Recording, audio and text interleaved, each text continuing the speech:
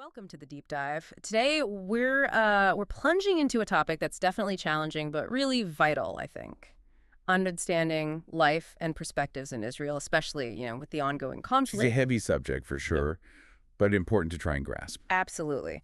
So our mission really is to unpack some quite compelling accounts we've looked at. They offer a direct, kind of unfiltered glimpse into daily realities, the personal struggles, and also that remarkable resilience you hear about. Right, trying to distill the key insights, get a more nuanced picture Yeah. beyond just the headlines. Exactly.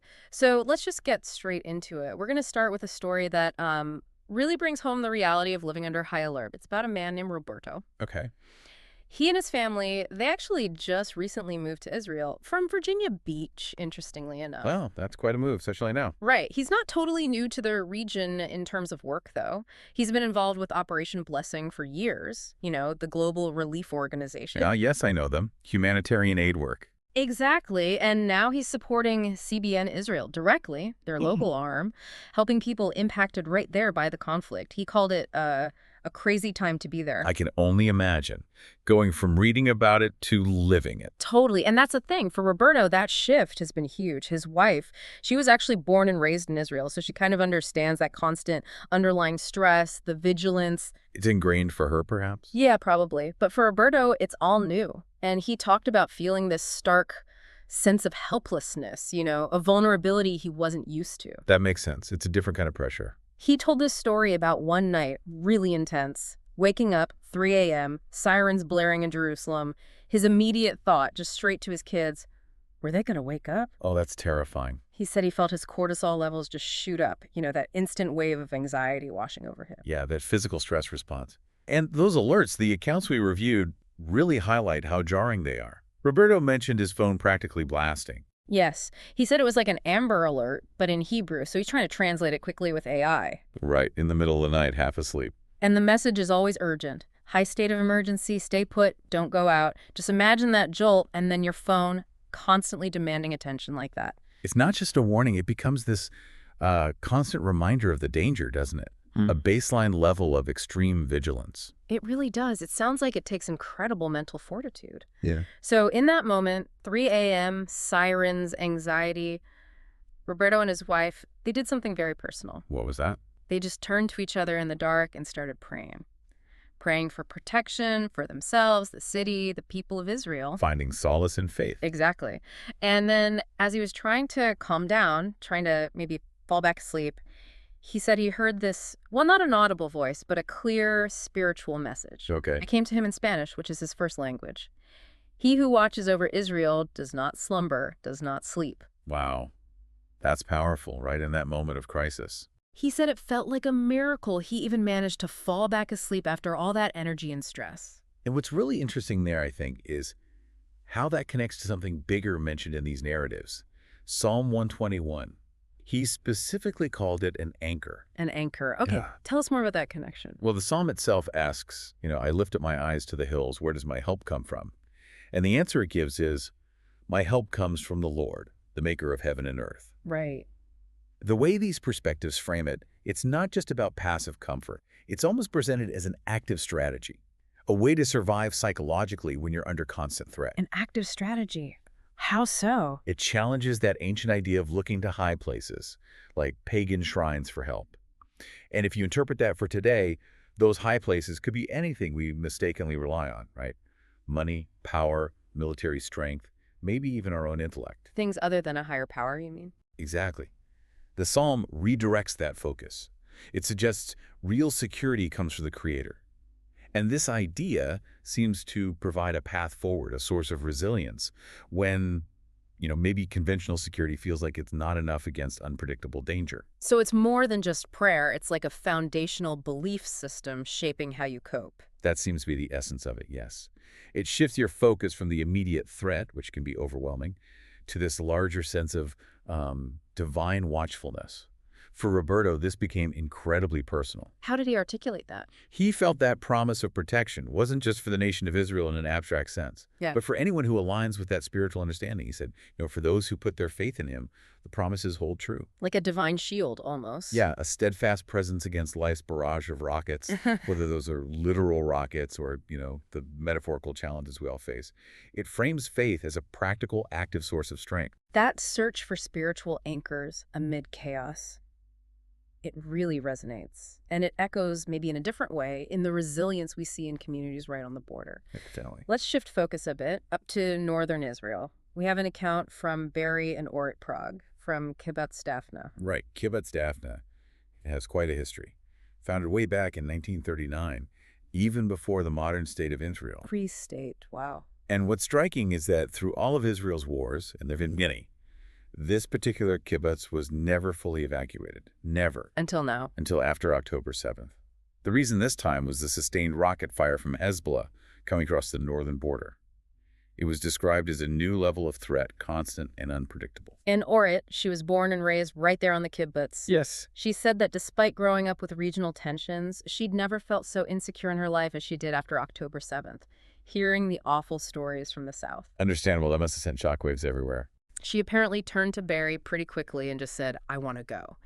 That same evening, they packed a small bag and left. Just like that. Became, as they put it, wandering Jews, adapting to this surreal situation, living out of suitcases away from home with that constant threat of artillery hanging over them. It's hard to wrap your head around becoming accustomed to that. It really is. But then they eventually decided to return. What drove that decision, going back to a place still under threat? Well, the accounts detail the physical impact first. Rocket damage to homes, shrapnel everywhere, broken windows, destruction inside the houses. So visible reminders of the danger. Absolutely. And the economic impact, too. Tourist areas shut down, restrictions on accessing their avocado orchards, which are vital for their livelihood. Yet some people stayed. A few did, yes. To maintain essential services, like, believe it or not, milking the cows, it shows this fierce dedication to keeping the community alive, even partially. That dedication, it speaks volumes. It does. And their decision to return, Barry and Orit's decision, it wasn't just about going home. The narratives frame it as a very deliberate communal statement. A statement to whom? To the government, certainly, but also implicitly to Hezbollah. It's an assertion of their connection to the land, something that, for them, transcends the immediate safety concerns. Like saying, we belong here, we're not leaving. Exactly. It taps into that historical settler pioneer spirit, rebuilding in the face of adversity. It's more than just a house. It's a declaration. So Barry and Orit, they went back last summer, even with the fighting still ongoing. They saw it as that statement, that declaration of trust. Trust in whom? Trust in the IDF, the Israeli military, who they felt protected them well, and also faith in the government, despite everything. It's interesting. Orit noted a big difference between this conflict and the 2006 Lebanon War. Oh, what was the difference? In 2006, even with heavy bombardment, there was no full evacuation of Daphna, and crucially, no Iron Dome defense system back then. Right. That's a major change. This time, full evacuation. And the artillery fire she described as constant, unpredictable, hearing boom, boom, boom all the time, even at night. She admitted, terrifying at first, but you sort of get used to it, which is a difficult thing to say. Get used to booms. It sounds exhausting. What they really wanted was just peace and quiet. Normalcy. That simple yearning comes through strongly. But despite all that, there's this optimism. How do they maintain that? How do they look forward? The material points to community strength and that historical context. Ward actually said, it's amazing how humans can leave the past and move forward. That's quite a perspective. She talked about being afraid initially, even just walking in the kibbutz, worried something might fall on her. But now she envisions them living there again, returning to the prosperity Daphna used to have. And dairy. He echoes that. He anticipates tough economic times ahead for sure, but he firmly believes they'll carry on. Just like their founders built the kibbutz from basically nothing, from a swamp. Drawing strength from that history? It seems so. That collective ability to endure, rebuild, leaning on each other and their shared past. It's incredibly resilient. But while people like Barry and Orit show that strength, the needs for so many others must be immense. Absolutely. The humanitarian need is vast. Which brings us to another story one that really highlights that direct support for vulnerable families. It's about Olga and her son, Ivan. Ah, yes, a very moving account. They moved to Israel from Ukraine looking for a better, safer future. Seeking refuge, essentially. But Ivan's journey has been incredibly tough. As a toddler, he was diagnosed with cancer in both eyes. Devastating. Oh, terrible. It led to intense chemo, and eventually they had to remove both eyes to save his life. So immense medical needs, huge financial strain on the family, even before the current conflict. And then the war added another layer of hardship. Exactly. The recent escalation just compounded their financial struggles. They'd been trying to save for special furniture for Ivan, to accommodate his limitations, make their home safer for him. Practical needs arising from his disability. Right. But with the war impacting everything, their finances were stretched too thin. It became impossible. It shows how these big geopolitical events hit the most vulnerable, personally, doesn't it? It really does. But this is where support came in. An organization, CBN Israel, stepped up. Okay.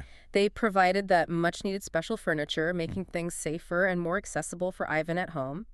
But they also did something else. What was that? They fulfilled a deeper wish. Ivan loves worship music. He used to just hold onto pianos in church to feel the vibrations. Oh, wow. They gave him a piano, his own piano. That's wonderful. How did he react? Olga said she'd never seen him so emotional in all his life. He just hugged it, overjoyed, a dream come true for him. Olga called it a miracle from God. That's incredibly touching. It goes beyond just material aid, doesn't it? Providing something like music. Absolutely. It nurtures the spirit. Yes, and these accounts really emphasize the psychological impact of that, especially for trauma-affected people. Yeah. It's about identity, expression, finding joy amidst adversity. It's seen as vital for well-being. And this individual act connects to the wider mission described in the material, right? Precisely. It connects to the broader work of organizations like CBN Israel, which the narratives describe as rallying worldwide support, helping evacuees from the north and the Gaza envelope areas, providing reports from the ground. Sharing the stories. Sharing the stories, yes, and emphasizing Israel's role, as they frame it, as a light to the nations. It shows how global solidarity can have a really tangible impact on individual lives, like Ivan's. Ivan's story makes that impact so clear.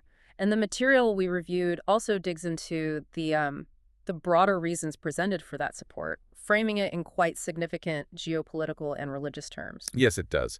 The perspectives analyzed spend a good deal of time on Israel's historical context.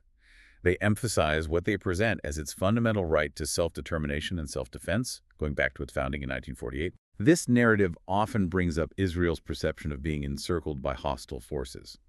It connects often to the never again sentiment after the Holocaust, arguing for global solidarity and recognizing Israel's right to defend itself after what are described as horrific attacks. So a focus on security and historical rights. That's a central theme, yes. There's a strong sentiment in the material that it's crucial for the world to recognize these perceived threats. And what about Israel's internal society? How is that portrayed? The information shared paints Israel as a free and open society. It's described as a place where all religions can practice freely. Including Muslims. Yes, the reports explicitly mention Muslims being included in governance, having voting rights, and even serving in the IDF, the military. So from this viewpoint, it's presented as a society embracing diversity within its national framework, despite the external conflicts. Okay, so that's the picture presented internally, and the core message driving the support. The core message, as articulated in these narratives, often circles back to a biblical promise. Those who bless you, I will bless. Ah, right. It draws a direct line from, say, acts of giving or partnership to tangible help for families like Ivan's. It's about sharing the story of what's happening, yes, but crucially, providing direct, meaningful help to people right there on the ground. We've certainly covered a lot today, quite an emotional and factual journey through these accounts. We've heard about Roberto finding that spiritual anchor amidst the sirens. That deep personal faith connection. And the sheer determination of Barry and Orit Prague returning to their kibbutz as a statement of hope and trust. That resilience, that commitment to place. And then the profound impact of direct help for families like Olga and Ivan, bringing not just furniture, but music, light into their lives. The human touch in humanitarian aid. These narratives, they really do underscore the ongoing human experience there, that complex mix of struggle, faith, and just this incredible will to carry on. Indeed. And perhaps as we close this deep dive, it leaves us with something to think about. How do these individual stories of courage, but also vulnerability, and the broader calls for support, how do they reflect really universal human needs? Needs like. Like security, community, a sense of purpose, especially when you're facing such huge external pressures. What does it actually mean day to day to carry on when your home is damaged, your livelihood is disrupted, your normalcy is just shattered? That's a powerful question. And maybe, what can we learn? Not just about their specific resilience, but maybe about the power of shared belief, of collective action, when people decide to stand together within their communities and also with support from around the world.